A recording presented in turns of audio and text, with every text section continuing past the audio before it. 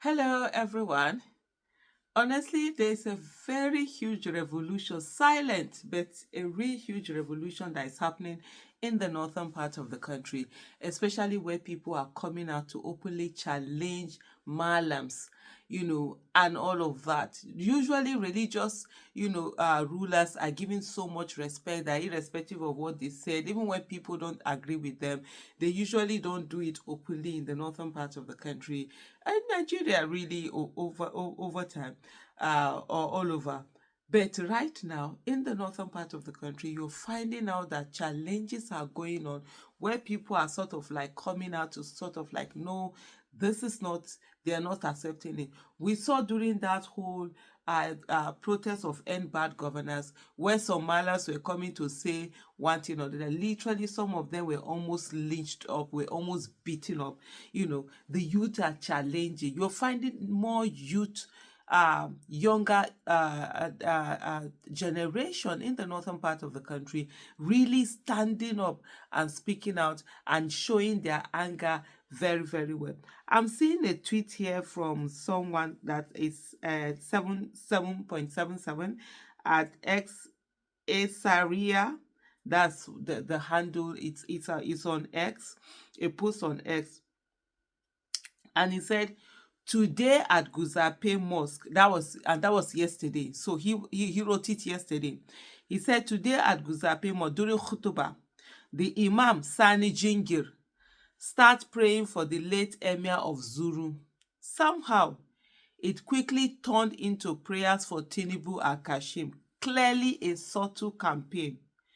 People openly challenge him, saying this is a mosque, stop that.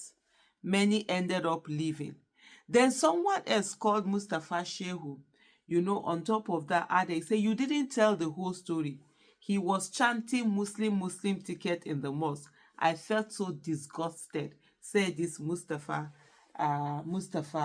Shehu. I am telling you, there is really very silent but very huge revolution that is going on in the north where people are challenging this whole Muslim ticket thing. Go sell market again at all because people have seen the devastating effect of bad governance and how it has really dealt with people. We're literally going to 12 years of really, really bad governance that APC, has brought on board. These are people who came in to correct the bad governance that was there, and then they ended up worsening it. And it's really, going on. It's silent. It's no longer even subtle. It's silent, but it's really going on and happening. Then someone said what those congregants did was wrong, the usual this thing. And then the person said, that's exactly what I said to that, the person who wrote it. But Malam should know how to read the room sometimes. You just need to stay quiet. People are also right. This is a mosque, and they have every reason to be upset. They have every reason to be upset. These malams, they sit down. These malams are on payrolls. They are on payroll of government.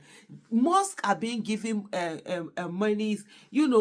Churches are being given monies. So these religious rulers are on payroll. And so for them, any government in power, they're going to be going there and supporting the nonsense, whatever nonsense that is being done. But people are feeling the pinch of it. People are suffering. People are feeling the effect of the bad governance that are there. He said. Then someone say, okay, another person. Then he said, "There's absolutely nothing wrong in praying for a leader to lead well if that's what he did. I guess if he caused the president, that would have sitted well with you, Abi. Let's know the difference between Islam and emotions. You guys were just emotional." And then someone came out to say he's shouting Muslim. That's not right, no matter how you twist it. Haba. There was always those, of course, who we want to, whatever it is, support, even when they see the wrongdoing, support the Malams and what have you not. I don't, there's nothing like, there's nobody who is anointed in Islam. There's nobody who is untouchable. What you have in Islam is knowledge. And yes, people will respect you based on the knowledge you have. But if you step out of the way, people will also got to correct you. It's as simple as that. All this emotional blackmail where you are telling, oh, you should not talk to this. Please. Uh,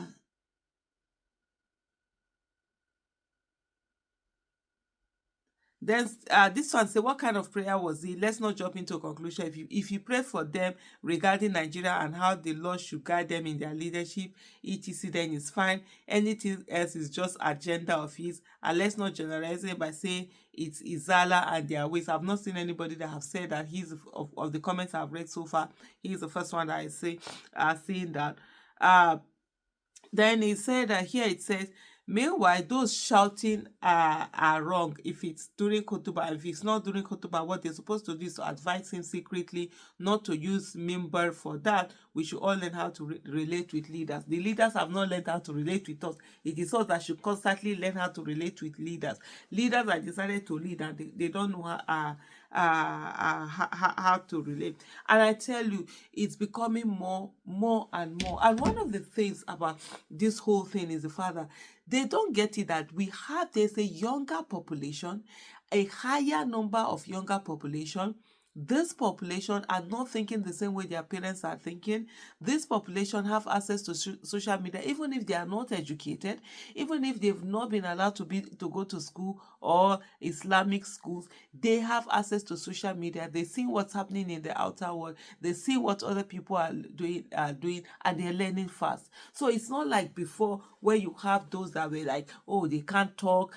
This whole mentality of we are telekawas, we are the poor people. We can't talk when the Atajire are talking, and the Masukudi and the all of that, the Ensarakuna, the royal homes, and when they are talking, we can't talk kind of mentality. The younger generation don't have their mentality, and they're speaking out and they're speaking up, very, very loudly. Uh-huh.